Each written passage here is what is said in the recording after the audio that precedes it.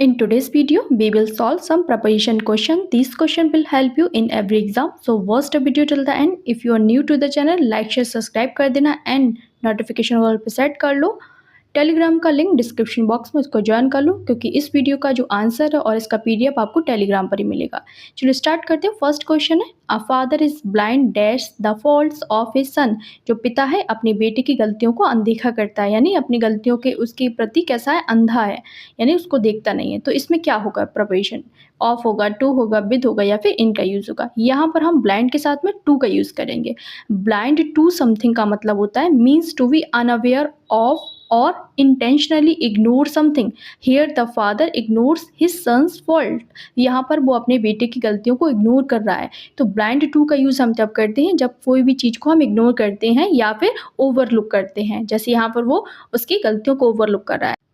और ब्लाइंड के साथ में हम इन तब यूज़ करते हैं जब किसी physically blind in a specific eye की बात करते हैं. जैसे she is blind in one eye, एक आंख से अंधी है, तो वहाँ पर हमने ब्लाइंड इन का यूज़ किया है. इतना आपको याद रखना है. कब टू लगाना है, कब इन लगाना है और कब ऑफ लगाना है, ये भी आपको समझना है. कब फॉर लगाना है, कब विद लगाना है. तो ब्लाइंड विद का यूज़ हम तब करते हैं जब भी ओवरकम और overwhelm by a strong emotion. जैसे he is blind with rage, यानी वह गुस्से में अंधा हो गया, वह क्रोध में अंधा हो गया, यानी किसी के प्यार में अंधे हो जाना, किसी की नफरत में अंधे हो जाना, किसी के गुस्से में अंधे हो जाना, जब दिखाई ना दे कुछ भी आपको सामने, तो वो वाला अंधा जो होता है ना, तो उसमें हम विद का यूज़ करते हैं.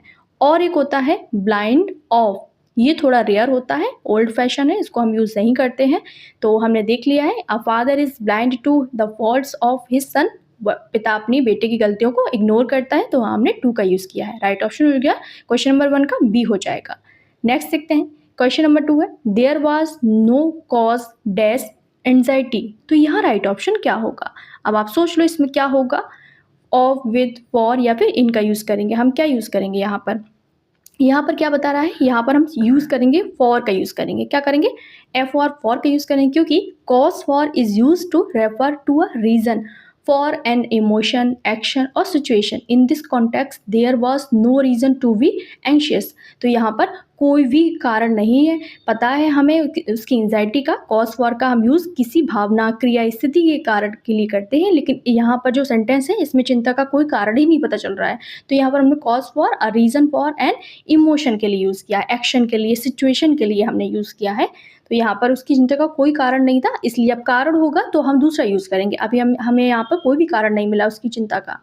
नेक्स्ट है क्वेश्चन नंबर 3 है, what was the cause dash his anxiety. देखो यहाँ पर कारण मिल गया हमें. क्या बता रहा है यहाँ पर कि उसकी एंजाइटी का क्या कारण है. तो यहाँ पर क्या यूज़ करेंगे हम, यहाँ पर क्या यूज़ करेंगे. क्वेश्चन नंबर 3 में हम क्या यूज़ करेंगे, यहाँ पर हम करेंगे कि स्पेसिफिक रीज़न बताया जा रहा है. इससे पहले वाले क्वेश्चन में एंजाइटी का पता नहीं था कि क्यों वो टेंशन में, पर यहाँ पर उसका जो रीज़न है परेशानी का, वो एंजाइटी है. तो यहाँ पर हमने ऑफ का यूज़ किया है. ऑफ क्यों यूज़ किया, फॉर अ स्पेसिफिक रीजन और source behind a particular outcome. Here it ask for a source of his anxiety. Of course of का यूज़ हम किसी विशेष परिणाम के पीछे विशिष्ट कारण या स्रोत को पूछने के लिए करते हैं. तो यहाँ पर हो जाएगा ऑफ का यूज़ करेंगे. नेक्स्ट है क्वेश्चन नंबर 4 है, he is blessed dash good health and is blessed dash children. तो यहाँ राइट ऑप्शन क्या होगा, with in, with into, in with, of with. तो यहाँ पर ऑप्शन में ही थोड़ा सा गड़बड़ है. विद कर लो, फर्स्ट में हम विद कर देंगे यहाँ पर ए में. तो इसमें राइट ऑप्शन जो हो जाएगा वो यही हो जाएगा, विद आएगा दोनों में. The phrase blessed with is use to indicate that someone has been given a particular quality और गिफ्ट. ब्लेस्ड विद का यूज़ हम कब करते हैं, जब किसी को कुछ अच्छा विशेष मिलता है. तो यहाँ पर वो उसे गुड हेल्थ मिली है, उसे ब्लेस्ड किया गया, बच्चों से ब्लेस किया गया, तो हमने विद का यूज़ किया है. क्वेश्चन नंबर 5 है, he prides himself dash his good health. तो यहाँ राइट ऑप्शन क्या होगा. तो यहाँ पर टू प्राइड वन सेल्फ होता है, तो यहाँ पर ऑन यूज़ करेंगे हम. क्या करेंगे, pride one self on something means to feel proud of an accomplishment और क्वालिटी. चलो इसके आंसर से पहले सभी प्राइड के साथ आने वाले प्रोपोजिशन को देख लेते हैं। प्राइड इन तब आता है जब फील अबाउट, प्राउड अबाउट, यानी he takes pride in his skill, कौशल पर गर्व करता है। जैसे प्राइड ऑन यूज होता है used in pride one self, यानी she prides herself on her honesty, ईमानदारी पे खुद पर गर्व करती है।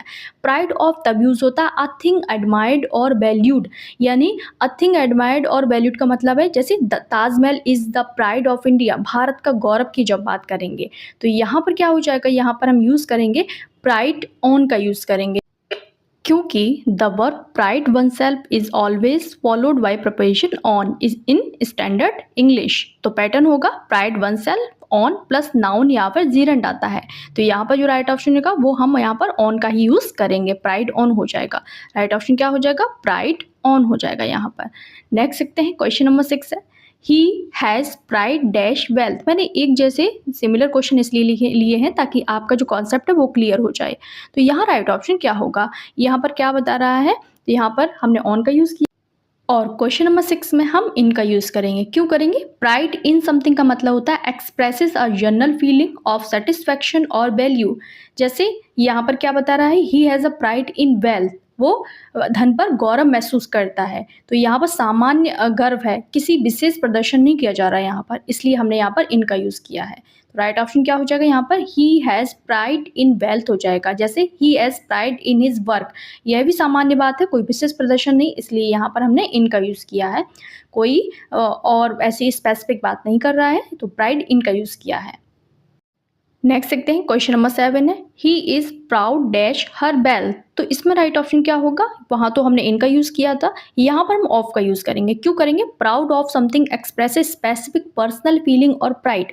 She is proud of her children, वह अपने व्यक्तिगत गर्व करती है, बच्चों पर गर्व करती है। जैसे यहाँ पर वो क्या कर रही है, वह अपने धन पर गर्व कर रही है। अपने की बात जब बात होगी तो वहाँ पर पर्सनल चीज़ें हो जाएंगी, तो वहाँ पर हम ऑफ का यूज़ करेंगे।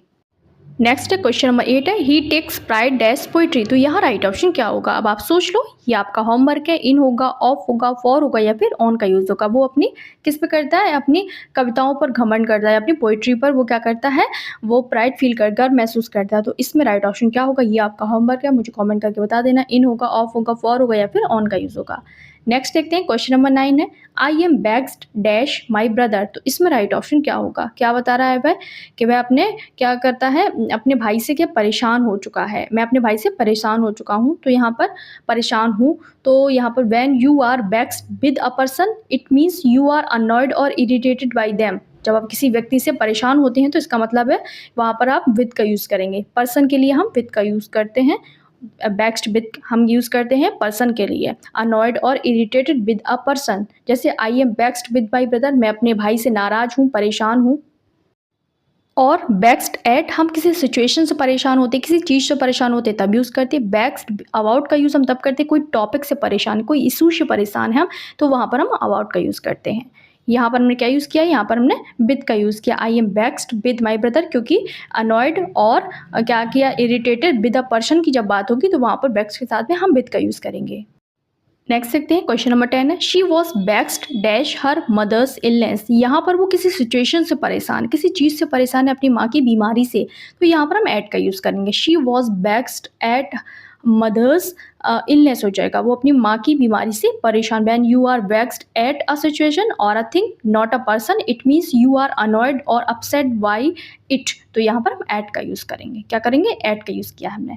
नेक्स्ट देखते हैं, क्वेश्चन नंबर 11 है the responsibility is dash my shoulders now. अब जिम्मेदारी मेरे कंधों पर है, तो यहाँ पर हम क्या यूज़ करेंगे, यहाँ पर करेंगे हम this is common idiom with the preposition on का यूज़ करेंगे, इंडिकेटिंग दैट अ बर्डन और duty has been placed upon someone, तो ऑन का यूज़ हो जाएगा। जिम्मेदारी किसी के कंधे पर आ जाती है, किसी के ऊपर आ जाती है, तो रिस्पॉन्सिबिलिटी के साथ में हम ऑन का यूज़ करें। The responsibility is on my shoulders now. Next है क्वेश्चन नंबर 12 है he is independent dash his parents. तो यहाँ राइट ऑप्शन क्या होगा, ऑफ होगा, ऑफ होगा, फॉर होगा या फिर फ्रॉम का यूज़ होगा। यहाँ पर जो यूज़ होगा वो ओ एफ ऑफ का यूज़ होगा, डबल एफ नहीं, सिर्फ ओ एफ का यूज़ होगा, क्योंकि the preposition of is used after independent to signify that a person is not dependent on someone और समथिंग एल्स। इट मीन्स कि वो आत्मनिर्भर है, किसी पर निर्भर नहीं है, नॉट डिपेंडिंग एनीवन। तो यहाँ पर हो जाएगा he is independent of his parents. यानी वो क्या है, अपने माता पिता पर डिपेंड नहीं है। क्वेश्चन नंबर 13 है, it is 10 o'clock dash my boss. तो यहाँ राइट ऑप्शन क्या होगा, क्या बता रहा है ये, द प्रपोजिशन बाई यूज होगा, is used here to indicate the source of information और measurement, meaning according to my watch. मेरे घड़ी के अनुसार क्या समय है, 10 बजा हुआ है। तो यहाँ पर अकॉर्डिंग टू माई वॉच के लिए हम बाई का यूज़ करेंगे, it is 10 o'clock by my watch का यूज़ हो जाएगा। क्या होगा प्रपोजिशन क्वेश्चन नंबर 13 में, सी बाई। नेक्स्ट है क्वेश्चन नंबर 14 है, none dash the brave deserve the fair. तो इसमें राइट ऑप्शन क्या होगा, यहाँ पर हम बट का यूज़ करेंगे, क्योंकि in this context but is a preposition meaning except और बिसाइड्स, यानी कि इसके अतिरिक्त या फिर ओनली की बात करेंगे। और क्या करते हैं, none but the brave deserve the fair, ये फिक्स है, नन के साथ बट आता है यहाँ पर। क्वेश्चन नंबर 15 है, he went dash his depth. तो वो जितना मतलब उसके कर सकता था उसने किया, कोशिश करनी अपनी क्षमता के अनुसार, अधिक कठिन मेहनत की। तो यहाँ बियॉन्ड का यूज़ हो जाएगा, मतलब उसने ऊपर तक कोशिश करी जितनी वो कर सकता था। तो यहाँ बियॉन्ड का यूज़ हम करेंगे। The phrase go beyond on once that means to attempt something that is too difficult और एडवांस्ड फॉर समवंस एबिलिटी। तो यहाँ पर यूज़ जो हो जाएगा, क्या हो जाएगा, यहाँ बियॉन्ड का यूज़ करेंगे। He went beyond his depth, वो अपनी क्षमता से जो कर सकता था उससे ऊपर किया। क्वेश्चन नंबर 16 है, he she was sitting in her office dash herself. तो यहाँ राइट ऑप्शन क्या होगा, यहाँ पर बाई का यूज़ होगा। बाई हर सेल्फ का मतलब होता है अकेले या बिना किसी मदद के। तो हो जाएगा the phrase by her self means alone और विदाउट असिस्टेंस। यहाँ पर क्या कर रही है, she was sitting in her office by her self, वो अकेली बैठी है ऑफिस में। तो यहाँ पर बाई का यूज़ हम करेंगे क्वेश्चन नंबर 16 में, बाई। नेक्स्ट क्वेश्चन नंबर 17 है, his attainments are dash yours. तो यहाँ पर उपलब्धियों की बात हो रही है, अटेनमेंट्स में तो उपलब्धियाँ होती हैं। तो यहाँ पर क्या हो जाएगा, उसकी उपलब्धियाँ क्या हैं, तो यहाँ बियॉन्ड का यूज़ होगा। बियॉन्ड का यूज़ हमें ये बताने के लिए किया जाता है कि किसी की उपलब्धियाँ दूसरे की उपलब्धियों से अधिक बेहतर हैं। Beyond is use to suggest that someone's achievements surpass the are superior to some another, others, किसी की और से ग्रेटर हैं, किसी की जो उपलब्धियां हैं उससे वो ग्रेटर के लिए हम बियॉन्ड का ही यूज़ यहाँ पर भी करेंगे। राइट ऑप्शन का बियॉन्ड हो जाएगा। नेक्स्ट देखते हैं क्वेश्चन नंबर क्या है, 18 है, you must beware dash tigers. तुम्हें टाइगर्स से क्या रहना चाहिए, सावधानी पूर्वक रहना चाहिए। तो यहाँ पर क्या बता रहा है, यहाँ पे बिवेयर ऑफ होगा। Beware of is a standard phrasal verb meaning to be cautious और वेरी ऑफ समथिंग, यानी चिंतित रहो, डर के रहो, बी केयरफुल रहो। बिवेयर ऑफ का मतलब होता है बी केयरफुल अबाउट। नेक्स्ट है question number 19, he quarrel dash my brother. तो इसमें राइट ऑप्शन क्या होगा, वह मेरे भाई से लड़ा। तो यहाँ पर क्या हो जाए, उसने झगड़ा किया। तो यहाँ पर यूज़ करेंगे, क्या करेंगे, यहाँ पर क्वारल के साथ में हम विद का यूज़ करेंगे, क्योंकि the preposition with is used when you have a disagreement और आर्ग्यूमेंट विद अ पर्सन। तो यहाँ पर उस भाई से झगड़ा हो रहा है, वो मेरे भाई से लड़ा। तो यहाँ क्वारल विद मतलब फाइट विद समवन हो जाएगा। क्या हो जाएगा, फाइट विद समवन। नेक्स्ट है क्वेश्चन नंबर 20 है, the thieves broke dash his house. तो यहाँ राइट ऑप्शन क्या होगा, यहाँ पर ब्रोक का मतलब जबरदस्ती घुसना, चोरी के दायरे में आता है। तो यहाँ पर the phrasal verb break into means to enter a building by force specially to commit a crime, यानी चोरी के उससे घुसते हैं जब इरादे से। तो वहाँ पर हम ब्रेक के साथ में इंटू का यूज़ करेंगे, क्योंकि यहाँ ब्रोक है सेकंड फॉर्म में, तो इंटू का यूज़ हो जाएगा। Broke into enter by force हो जाएगा। नेक्स्ट है क्वेश्चन नंबर 21 है, his wife died dash cancer. तो यहाँ राइट ऑप्शन क्या होगा, सोच लो आप। जब भी किसी की डेथ होती है, बीमारी से होती है, when a person dies as a result of a disease, the proposition of is used. तो ऑफ यूज हो जाएगा यहाँ पर, बीमारी से मर रहा है कोई भी इंसान। हिज वाइफ, उसकी पत्नी की मृत्यु कैसे हुई, कैंसर से हुई। नेक्स्ट है क्वेश्चन नंबर 22 है, माई father was acquainted dash him. तो यहाँ राइट ऑप्शन क्या होगा, यहाँ पर हम विद का यूज़ करेंगे। Acquainted with is use to describe a state of having personal knowledge of a family, यानी व्यक्तिगत रूप से जब आप किसी से परिचित होते हैं तो वहाँ पर हम एक्वेंटेड के साथ में विद का यूज़ करते हैं किसी के बताने के लिए। तो वो मेरे पिताजी मुझसे परिचित हैं, तो यहाँ पर my father was acquainted with me हो जाएगा। क्वेश्चन नंबर 23 है, my wife has been suffering dash fever for 2 days। तो यहाँ राइट ऑप्शन क्या होगा, आप सोच लो। तो यहाँ पर the verb suffering is followed by the preposition from when indicating a disease और इलनेस। तो यहाँ पर हम फ्रॉम का यूज़ करेंगे। My wife has been suffering from fever 2 days। मेरी वाइफ 2 दिन से बुखार में है, परेशान हो रही है, इस तरीके से। नेक्स्ट देखते हैं क्वेश्चन नंबर 24 है, the teacher congratulated her dash her success. तो यहाँ राइट ऑप्शन क्या होगा, टीचर ने उसे उसकी सफलता के लिए क्या किया, कंग्रेचुलेट किया, उसे क्या बधाई दी, तो यहाँ पर हम ऑन का यूज़ करेंगे। क्या करेंगे? ऑन का यूज़ करेंगे। नेक्स्ट है question number 25, Gandhi ji was born dash 1969, 1869। तो यहाँ पर 1869 में गांधी जी का जन्म हुआ था, तो हम क्या यूज़ करेंगे? The proposition is used before a year, तो इन प्रोपोजिशन का यूज़ होगा यहाँ पर। नेक्स्ट एंड लास्ट क्वेश्चन है आज के वीडियो का, the airplane was flying dash the clouds, तो यहाँ राइट ऑप्शन क्या होगा? यहाँ पर जो प्रोपोजिशन यूज हो वो अबव होगा। Above is use to mean at a higher level और पोजिशन देन समथिंग एल्स, तो यहाँ जो प्रोपोजिशन यूज होगा वो अबव का यूज होगा। और ये आज के 26 क्वेश्चन है, जिसमें आपके लिए एक प्रैक्टिस क्वेश्चन है। लाइक से सब्सक्राइब कर देना, और हाँ, अपना कॉमेंट में आंसर जरूर मुझे बताया करो, ताकि मुझे पता चले कि आपने कितना स्कोर किया। मिलता है अगली वीडियो में, तब तक के लिए बाय बाय।